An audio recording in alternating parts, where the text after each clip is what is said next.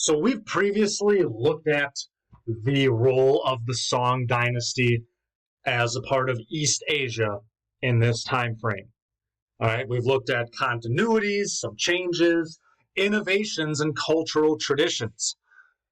For our next two videos, we're going to explore the process of what's called Sinification. And Sinification simply means that, China is the big kid on the block. They're like the big brother. So we're going to look at the influence that they have on surrounding nation states. Now, Sinification begins with what we call the tribute system. And the concept of the tribute system goes all the way back to the Han Dynasty. And the Han Dynasty was in power at about the same time as the Roman Empire. All right, so that gives you at least a frame of mind. And it had its roots in the idea that independent countries would acknowledge the superiority of the Chinese emperor. Now, the tributary states would send ambassadors to the Chinese capital. Remember that it's Chang'an under the Tang Dynasty and Guangzhou under the Song. And they would do this to pay their tribute. For the tributary states, this more or less was a means to an end, or, a way to access the goods that the Chinese market had to provide. Now, remember that dealing with northern nomads is a pattern China has dealt with for over 2,000 years. And the economy of these nomadic individuals is pretty much based on raising livestock like sheep, cattle, and goats. And periodically, since they are masters of horse riding, periodically they could draw upon the horsemanship and military skills of nearly every male in their society. Now, what they needed from China was agricultural products like grain. They needed grain from China, and eventually the leaders wanted more luxury goods like wine and fine silks. And the nomads actually consider the Chinese to be the threat. The narrative is normally you have the Chinese dynasties, the nomads are a threat. You flip the script. The nomads don't like these people to the south because they are continually invading their lands with the military, and they construct this great wall, this barrier, as if they're the problem, and they're not really willing to allow nomads to easily trade in the interior. Now, for their money, the Chinese needed horses, and so they are willing to trade to get these horses. The image you see down here is trading horses as part of the tribute system. They also want furs, skins, and hides. And keep in mind, when it says control of the Silk Roads, the nomads control a portion of the Silk Road's trading network. So Western goods are going to pass through their lands to get to China. So this is kind of the rationale behind this system. Now, this image is phenomenal because it presents us with a visual of the Chinese worldview. The emperor is at the center of the universe. China is known as the mighty Middle Kingdom. So you have the emperor and the emperor's family and court. Outer subjects, tributary states. Those who pay tribute are part of the so-called Middle Kingdom. Everyone else is a barbarian. These tribute interactions are the basis for this view. China considers themselves to be civilization because of their ways, and the nomads are barbarians because they live in tents. All they do is eat meat and milk, and they move around like beasts and birds. That's the traditional way of viewing them. Now, this is meant to acknowledge Chinese superiority, and foreigners wishing to access China need to send a delegation bearing gifts and perform the kowtow, kneelings and knockings. So you get on your knees and press your forehead to the ground. That's the knocking.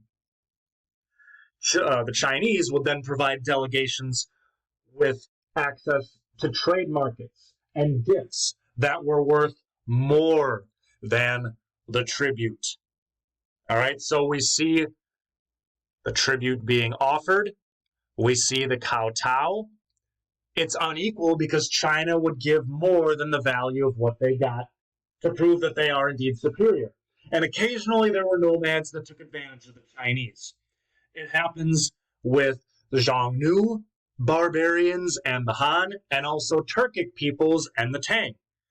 Sometimes these agreements took the form of promising a Chinese princess to the leader of the nomads and vast amounts of grain, silk, and wine. All of this leads to that Chinese influence, this Sinification. The first place we look is Korea. The initial colonization of Korea occurred during the Han Dynasty as the Chinese conquered the northern portion of the peninsula. And this is actually how Buddhism entered Korea. Interestingly enough, this is the channel. You can see Japan down on the map here. This is the channel through which Buddhism will enter Japan. It doesn't come directly from China. It comes to Japan filtered through Korea.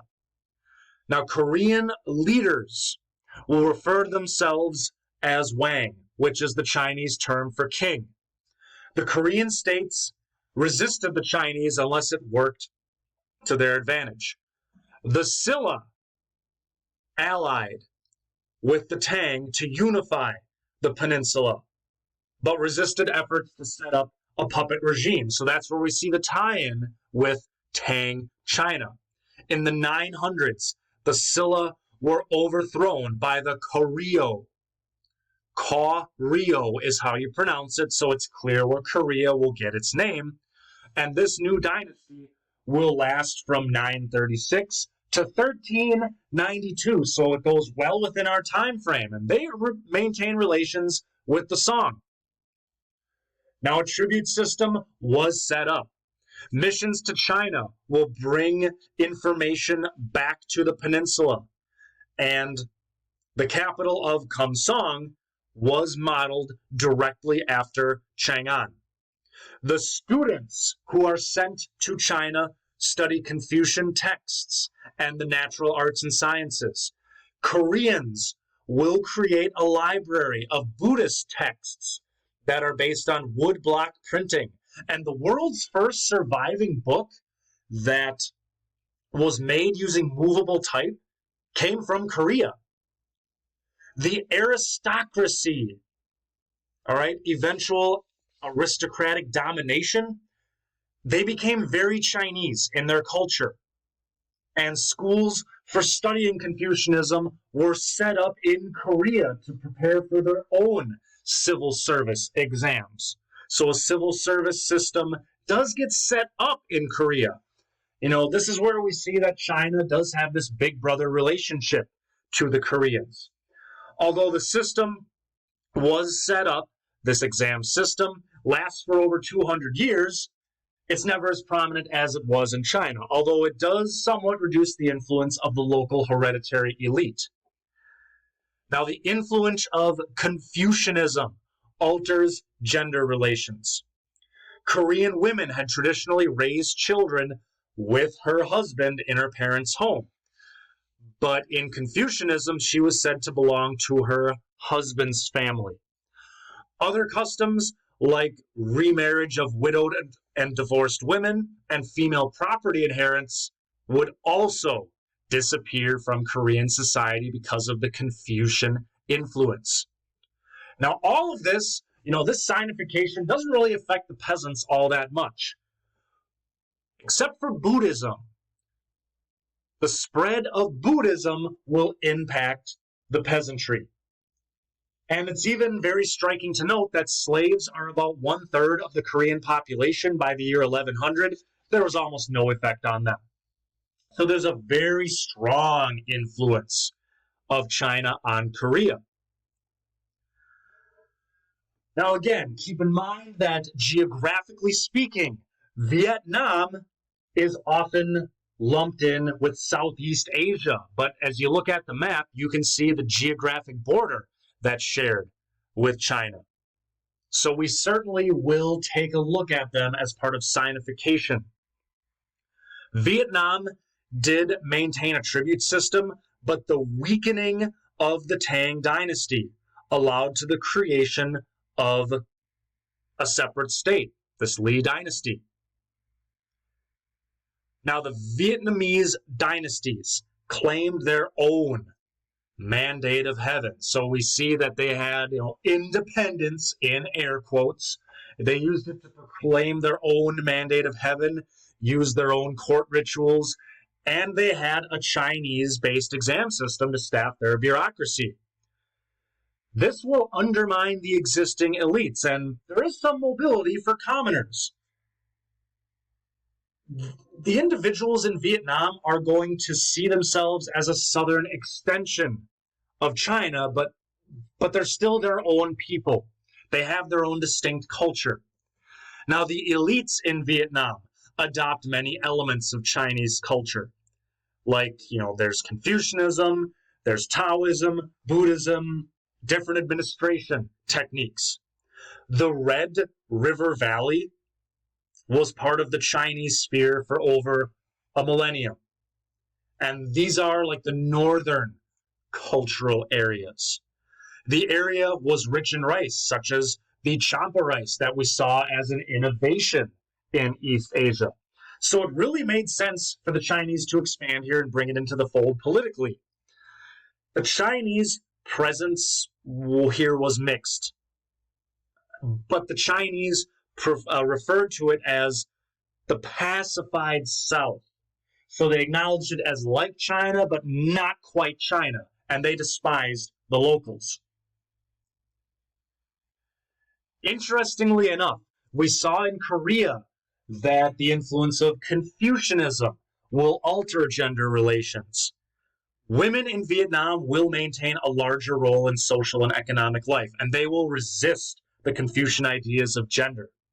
One woman actually claimed, "I will not resign myself to the usual lot of women who bow their heads and become concubines."